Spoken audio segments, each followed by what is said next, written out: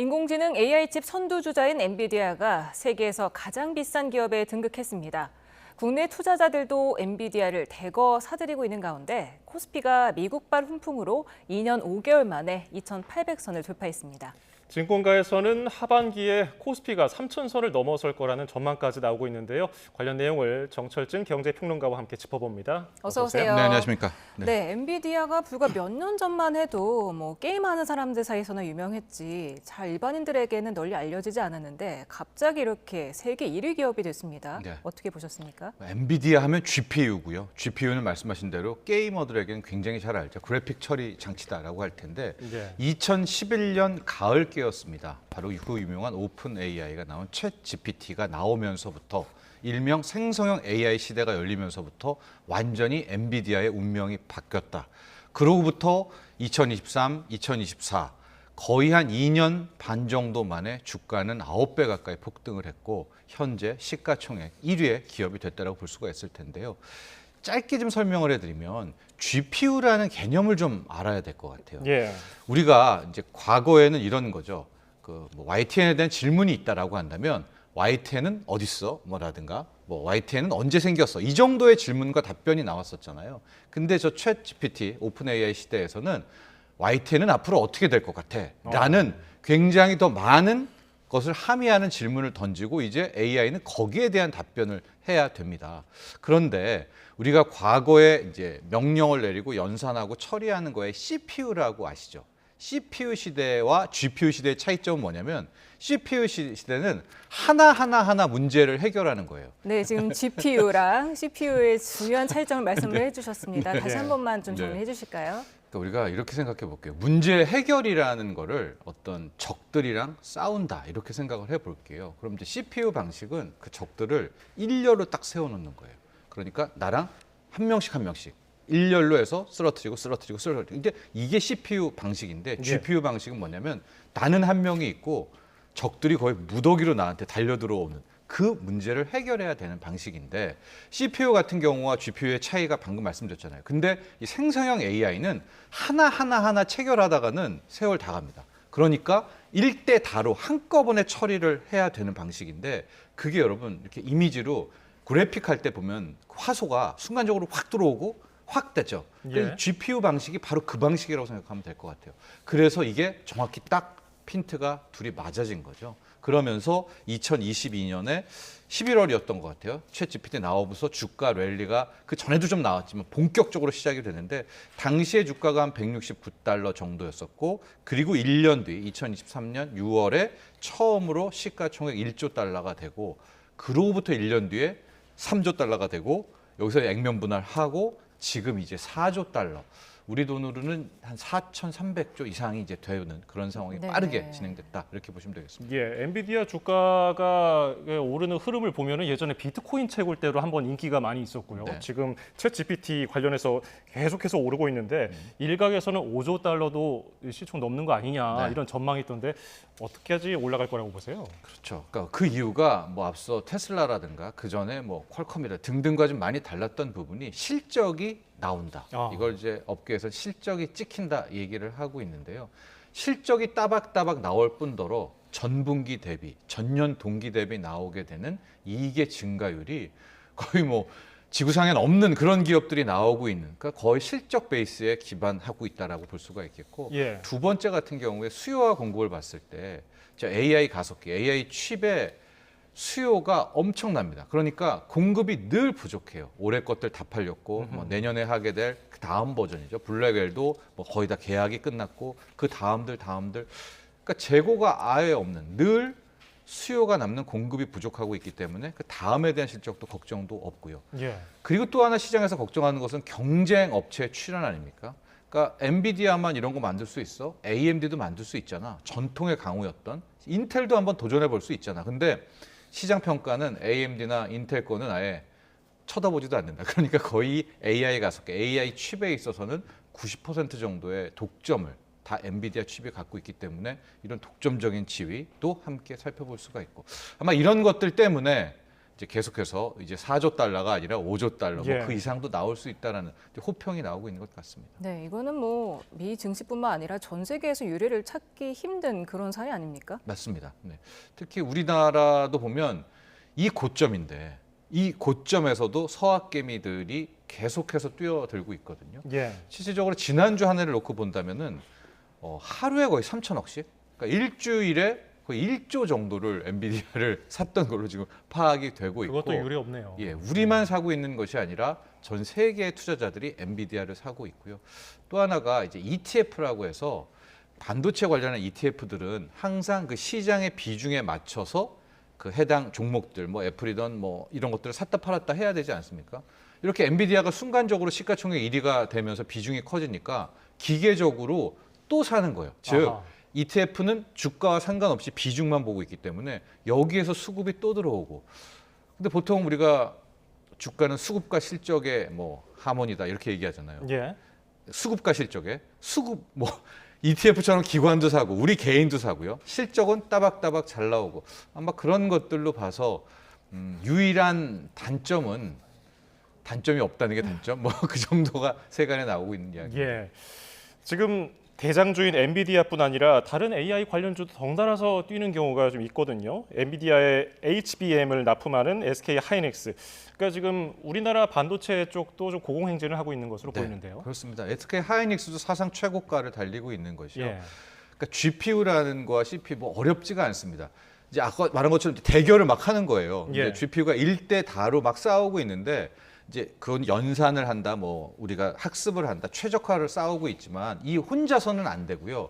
메모리라는 어디선가 기억돼 있는 이 자료를 투입을 해서 그거를 힘을 갖고 싸운다라고 할 수가 있지 않겠습니까? 예. 그 자료를 공급하는 게 우리가 잘 아는 삼성전자, SK하이닉스의 메모리 반도체인데 이 GPU 방식에서 필요한 메모리 반도체는 과거의 메모리 반도체, 뭐 D램이라든가 이런 방식과 좀 다릅니다.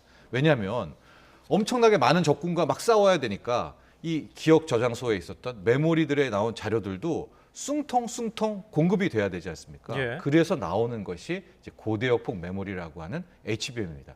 기존의 것들을 위로 쫙 싸서 이제 큐만 주면 부탁해 하면 자료들이 2차선으로 나오는 게 아니라 저 예. 기억되어 있는 저 메모리 반도체에 들어있는 자료들이 16차선으로 그냥 투입이 돼야 돼요. 그러니까 저 HBM이라는 게 정말 이제 AI 반도체 가속기에 들어가게 되는 차세대 메모리 반도체였었고 저게 바로 SK 하이닉스가 이제 만들어내면서 엔비디아와 짝꿍이 되면서 정말 그야말로 또 한 번의 실적에 뭐 히트를 쳤다라고 볼 수가 있겠고요.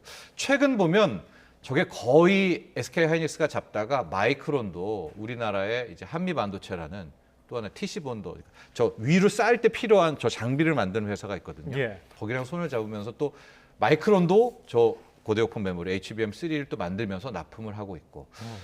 다만 이제 삼성전자가 이제 도전을 잘 안 돼서 삼성전자는 그 다음 단계 HBM3E의 8단, 이제 8단과 12단을 쌓는 이제 이제 고대역폭 메모리를 납품을 하려고 하는데 엔비디아와 계약을 하려고 하는데 이제 그게 된다 안 된다라고 해서 최근에 좀 화두가 있었던 아마 그런 것들까지 한다면 이제 삼성전자도 굉장한 궤도에 오르지 않을까 이렇게 보고 있습니다. 네. 그래서 이 AI 반도체주의 상승세가 어디까지 이어질까 이게 사람들의 관심사 아니겠습니까? 네. 근데 굉장히 극과 극으로 또 나뉘더라고요. 평가가 뭐 2년 안에 10배가 오른다. 네. 엔비디아가 더 오를 것이다. 네. 아니면 내년에는 98%가 하락할 것이다. 이렇게 극적으로 나뉘더라고요. 한 2달 전, 석 달 전만 해도 진짜 50대 뭐 50이라고 하면 좋을 것 같은데 석 달 전에 아까 말한 것처럼 이제 당장 내년에 절반 반토막 난다 이런 분들이 그냥 다 시장에서 퇴출됐습니다. 왜냐하면 주가가 그 뒤로 올해만 170%가 올랐거든요. 예. 올해만 거의 3배 가까이가 올랐기 때문에 좀 비관적인 전망을 하는 분들은 현재로서는 거의 좀 없고 이제 낙관 일색인데 비관적인 분들이 하는 견해 왜 이분들은 이제 폭락할 것이다라고 이제 바라보냐면 지금은 이제 수급이 타이트하죠. 그러니까 계속 살려고 하고 있는데 이거를 누가 사주냐? 클라우드 업체들, 그러니까 데이터 센터를 막 지어서 그런 데이터를 가지고 활용을 해서 수익을 올려야 되는 곳들이 나도 살래 이제 하면서 AI 데이터 센터를 건립하기 위해서는 이게 필요하니까. 그런데 이 업체들이 어느 순간에는 멈출 것이다. 왜냐하면 그걸 가지고 돈을 벌어야 되는데 그래야 그 AI 데이터 센터를 짓는 곳들도 되게 투자할 것 아니겠습니까? 근데 어느 순간에 이들이 각성을 하고 우리는 돈 못 버네. 그럼 조금만 더 기다렸다가 뭐 클라우드나 이런 것들을 확장하지라는 그런 각성이 나올 경우에는 지금 이 로직이 굉장히 탄탄하잖아요. 계속 산다, 뭐 계속 수요는 붙는다. 거기서 좀 멈칫하게 될 경우에는 지금 너무 좋았기 때문에 예. 그 이상의 또 급락할 것이다라는 이야기 하나. 수급에 있어서는 제가 앞서 이제 ETF들이 거침없이 산다라고 이야기를 했는데 또 이게 조금만 삐끗하면 ETF는 어떤 단점이라고 할 수 있냐면 그 기업이 아무리 좋아도 그냥 매도 랠리가 또 나옵니다. 왜냐하면 떨어지는 것만큼 또 더 비중을 줄여야 되니까. 예. 그래서 또 그러고 주가 하락을 가속화할 수 있는 그런 ETF의 역설 그런 것 수급도 존재한다라는 것이 우리 앵커도 지적한 이제 내년 50% 폭락설인데 많이 사라진 것 같아요. 지금 비관론자들은 현재로서는요. 예. 이런 가운데 또 엔비디아 내부자들이 네. 그러니까 내부 직원들이 주식을 팔고 있다는 얘기가 들리는데 이건 왜 나오는 얘기입니까? 그게 이제 두 가지 뭐 여기서 해명을 했지만 계획하에 판다, 보고하에 판다라고 할 수 있고요. 예. 임직원들이 연초 후에 판 돈이 7억 달러 정도의 규모라고 합니다. 예. 근데 계속해서 엔비디아는 이게 뭐 수습하는 게 아니라 보고하고 계획하에 파는 것이다라고 이야기를 했고요. 7억 달러라고 하면은 한 8천억, 뭐 9천억 정도가 되지 않습니까? 예. 그 규모가 잘 가만히 안 되시면 지난주 우리 서학기미들이 엔비디아를 산 그만큼을 이들이 팔았다고 그 정도의 양 규모다라고 생각하시면 될 것 같습니다. 내부자들의 매도가. 네, 지금 젠슨 황 CEO가 세계 부자 순위 11위에 단숨에 뛰어 올랐습니다. 161조 6천억 원의 자산이 있는 걸로 나타났는데 사실 31년 전에 이 사업을 구상할 때는 그 레스토랑에서 이거를 구상을 했다면서요. 네, 그렇다고 하니까 정말 뭐 이런 쪽이 급속도로 바뀌는 것이고요. 아마도 감사해야 될 것은 역시 챗 GPT였을 것이라고 생각하고 있습니다. GPU가 이렇게 될 줄 코로나 때만 해도 2020년, 21년 그 상황까지도 누구도 몰랐을 거 아니겠습니까? 그런데도 너무 힘들었다고 또 젠슨 황은 또 얘기를 네. 하기도 하는데 알겠습니다. 일단 미국발 훈풍 영향 때문일까? 우리 증시도 오늘 좀 들썩였어요. 2년 5개월 만에 2,800선 넘었고요. 이 점은 어떻게 보셨습니까? 네. 그러니까 계속해서 하이닉스와 한미반도체 등등이 반도체가 이끌어 왔습니다. 2,800이라는 숫자는 2년 5개월 만, 29개월 만에 보고 있는 그런 것이라고 볼 수가 있겠고요. 또 하나 의미가 있는 게 보통 저렇게 2년 5개월, 29개월 만에 2,800을 봤다라고 하면 당연히 드는 생각은 삼성전자가 잘했네, 삼성전자가 달렸겠네라고 예. 하는데 삼성전자가 가까스로 8만 전자는 됐지만 삼성전자가 이끌어낸 지수 상승은 아니었고요. SK 하이닉스와 또 하나의 우군이 있었던 게 자동차였습니다. 현대차가 지금 알게 모르게 사상 최고가를 찍으면서 자동차와 하이닉스 또 한미반도체 이들의 힘으로 왔다라고 볼 수가 있습니다. 그래서 이걸 바라본다면 이걸 조금 더 긍정적으로 보면 아직 삼성전자가 출발하지 않은 거잖아요. 그렇다면 삼성전자가 뭐든 그게 엔비디아와의 계약이든 아니면은 또 다른 뭐 온 디바이스 AI 시대를 열든 뭐든 간에 그걸 가지고 파운드리든 다시 한번 랠리를 쳐준다면 2,800이라는 숫자도 그리 높은 레벨은 아니다라고 볼 수가 있고요. 또 하나 우리 주식시장의 좀 긍정적인 측면이 우리가 별 기대를 안 했던 기업들의 실적이 깜짝 놀랄 정도입니다. 대표적인 이제 화장품 관련주죠. K-뷰티라고 하는데 뭐 그 선크림 몇 개 팔아도 되겠어, 뭐 중저가 브랜드잖아 했던 것들이 지금 뭐 몇십 프로 이상씩의 이 수익을 실제로 내고 있고 예. 성장성도 함께 갖추는 모습들이 있고요. 또 하나가 식음료입니다. 뭐 가령 뭐 불닭, 뭐 땡땡면 같은 것들이 팔리면 얼마나 팔리겠어 했는데 이게 뭐 판을 뒤집을 정도의 이 수출 실적이 나오게 되면서 식음료, K-뷰티, 거기다 자동차, 그리고 앞서 말했던 이제 하이닉스를 위시로 한 메모리 반도체 이런 것들이 현재 주가를 여기까지 끌어올렸기 때문에 현재 시장에서는 이제 마지막 한 큐죠. 이제 금리 인하에 대한 가능성, 달러의 약세까지 더해준다면 오늘자 삼성증권 같은 경우에는 코스피 3,150을 연내에도 갈 수 있다. 이런 분석도 함께 나오고 있습니다. 네. 그러면 하반기 증시의 최대 변수를 꼽는다면은 뭘 꼽을 수 있을까요? 재료 측면에서는 역시 우리 쪽은 이제 삼성전자가 얼만큼 해주느냐를 볼 수가 있을 것 같고요. 글로벌적으로 보면 미국의 이제 금리 인하에 대한 가능성. 더 중요한 건 금리 인하를 하냐 안 하냐보다 일단 금리 인하에 대한 분위기가 쫙 깔리면서 시장 금리라고 할 수 있는 이 10년물 국채 금리가 좀 여름이라도 8월이라도 7, 8월에도 빠르게 떨어져서 현재 한 4.2% 정도 되거든요. 10년물 국채 금리가. 이게 앞단이 한 3자를 빠르게 본다면 뭐 3.9%, 3.8까지만 실제 금리를 안 내렸어도요. 먼저 시장 금리가 떨어져 준다면 주식은 굉장히 빠르게 달릴 수가 있겠다라고 볼 수가 있어서 얼만큼 빠르게 금리 인하에 대한 기대감이 확산되는가인데 그럼 그 기대는 어떻게 확산되는가? 물가지표와 공여지표가 나쁘다기 표현보다는 좀 부진하게 나와야 되는 것 아니겠습니까? 예. 그래서 얼마 엊그제도 미국의 소비 지표가 나쁘게 나오니까 시장이 또 한번 환호를 했고요. 당장에 우리가 바라볼 부분이 곧 있으면 다음 주에 PCE 물가 나오고 7월 첫째 주에 미국의 6월 고용 나오고 그다음에 6월 물가 나오고요. 하고 7월에 그 둘째 주 사이에 미국의 2분기 경제 성장률, 예. 2분기 GDP 성장률이 나오거든요. 저는 이게 오히려 커서 여기서 앞자리가 1%대 또 나와버린다면 저는 이제 시장은 그냥 무조건 금리 인하야 하면서 하든 안 하든 먼저 금리가 떨어질 수 있겠다. 시장 금리가 이렇게 바라보고 있습니다. 알겠습니다. 오늘 말씀 여기까지 듣죠. 정철진 경제평론가였습니다. 고맙습니다. 감사합니다.